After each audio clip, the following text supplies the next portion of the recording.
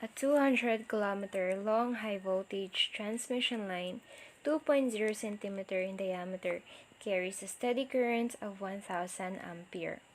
If the conductor is copper, with a number of electrons per unit volume of 8.5 times 10 raised to the power of 28 electrons per cubic meter, how many years does it take one electron to travel the full length of the cable? Ang first step na gagawin natin is i-identify muna natin yung mga given values na nasa problem. A 200-kilometer long high-voltage transmission line. So, ang given dito is yung length, which is 200 kilometer. So, meron na tayong L na equivalent to 200 kilometers. Next, 2.0 cm in diameter. So, sinabi na mismo sa problem na this is the diameter. So, diameter is equal to 2.0 cm or simply 2 cm.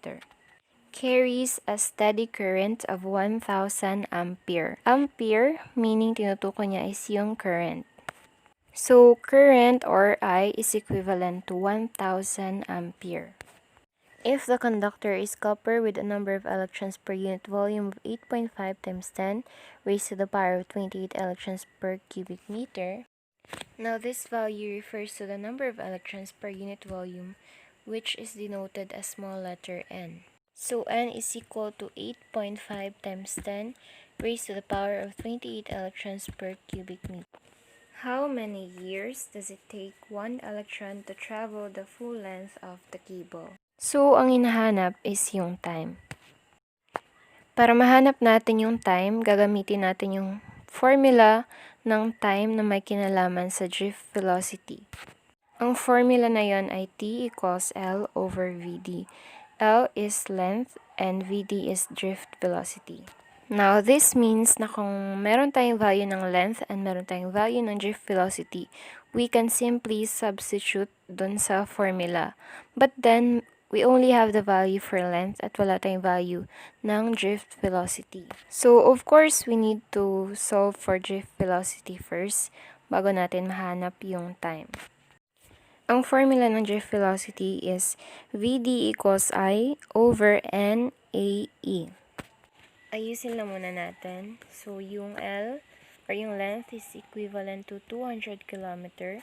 And then, yung number of electrons per unit volume or yung N is equivalent to 8.5 times 10 raised to the power of 28 electrons per meter cube. And then, ang diameter natin is 2 cm. Current or I is 1000 ampere. Now, itong mga given, since later on alam natin na ilalagay natin siya sa mga formula, dapat i-check muna natin kung tama na ba yung mga units nila. Let's start sa length. Ang length is naka-kilometer, dapat naka-meter siya before natin siya ilagay sa formula, so kailangan pa natin i-convert yung length. Para ma-convert ang kilometers to meter, ang gagawin natin is ita-times natin yung value ng may unit na kilometer sa 1000 over 1 kilo para ma-cancel yung kilo sign na nasa numerator and denominator, and ang may iwan na lang is yung meter sign na nasa numerator. So, in this case, ang i-convert natin is yung 200 kilometer to meter. So, 200 kilometer times 1,000 over 1 kilo equals 200,000 meters since na-cancel na yung mga kilo signs. So, ang length is 200 kilometer or 200,000 meters. Now, ang unit ng number of electrons per unit volume is electrons per meter cube. So, tama na yung unit niya. Sa current, okay na din siya kasi naka-ampere na. Then yung diameter, naka-centimeter pa siya, so kailangan natin i-convert into meter first before natin siya ilagay sa formula ng area. Conversion ng centimeter to meter ay ita-times lang natin yung value na gusto natin i-convert to 1 meter over 100 centimeter. So, makakancel yung centimeter sa numerator and denominator may iwan na lang yung meter sign. So, 2 cm times 1 meter over 100 cm, makakancel yung centimeter sa numerator and denominator. So, magiging 2 meter divided by 100 na lang, and ang result is 0.02 meter. So, diameter is 2 cm or 0.02 meter. So, ang hahanapin natin is yung time. And the formula ng time is L over VD. Meron tayong value ng L or yung length, which is equivalent to 200,000 meter. Pero wala tayong value ng drift velocity or yung VD. So, kailangan muna nating isolve yung drift velocity. Para ma-solve ang drift velocity, gagamitin natin yung formula na VD is equals to I over NAE. Now, let's check kung meron tayong mga value na itong mga variable na nasa loob ng formula ng drift velocity. So, sa I or current, meron tayong 1,000 ampere. Sa N, meron tayong 8.5 times 10 raised to the power of 28 electrons per meter cube. And yung E naman, or yung charge of electrons, kahit hindi nakalagay sa problem, okay lang kasi meron na siyang constant value na 1.6 times 10 raised to the power of negative 19 coulomb. So, meron tayong value ng I, or yung current. Meron tayong number of electrons per meter cube, or yung N. Meron tayong electron charge, letter E. Ang wala lang tayo is yung area. To solve for area, since meron tayong given na diameter is equivalent to 2 cm or yung convert natin naging 0.02 meter, so ang gagamitin nating formula sa paghanap ng area is A equals pi times D squared all over 4. Pi is 3.14. So this is equivalent to 3.14 times 0.02 squared all over 4. Use calculator, and the result is 3.14 times 10 raised to the power of negative 4 meters squared. So now, nakompleto na tayo. Meron na tayong value for I, N, A, and E. Pwede na natin i-substitute yung mga values na yun para mahanap natin yung drift velocity. So, VD is equals to 1,000 ampere over 8.5 times 10 raised to the power of 28 electrons per meter cube times 3.14 times 10 raised to negative 4 meters squared times 1.6 times 10 raised to the power of negative 19 coulomb. Okay, then tingnan natin kung ano yung mga units na pwede nating makancel. Like for example, dito sa denominator, makikita natin yung meter cube tsaka meter squared, pwede nating makancel. So, may iwan na lang is yung meter na nasa denominator ng 8.5 times 10 raised to the power of 28 electrons. Now, remember na ang unit ng drift velocity is naka-meter per second. Meron na tayong meter galing dito sa denominator ng denominator na maging automatically matatransfer sa numerator.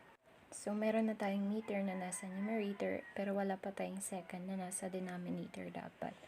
And also, tinan din natin yung iba pang mga units na dapat makancel na siya at matira na lang yung meter per second. So, itong ampere tsaka coulomb dapat wala na to. Pero paano natin sila makacancel kung hindi sila same ng units? Now, remember na 1 coulomb is equivalent to 1 ampere second. So, itong unit ng electron charge na coulomb, pwede na lang natin gawing ampere second so that makancel natin yung ampere na nasa numerator na nasa denominator and may iwan na lang yung seconds na unit.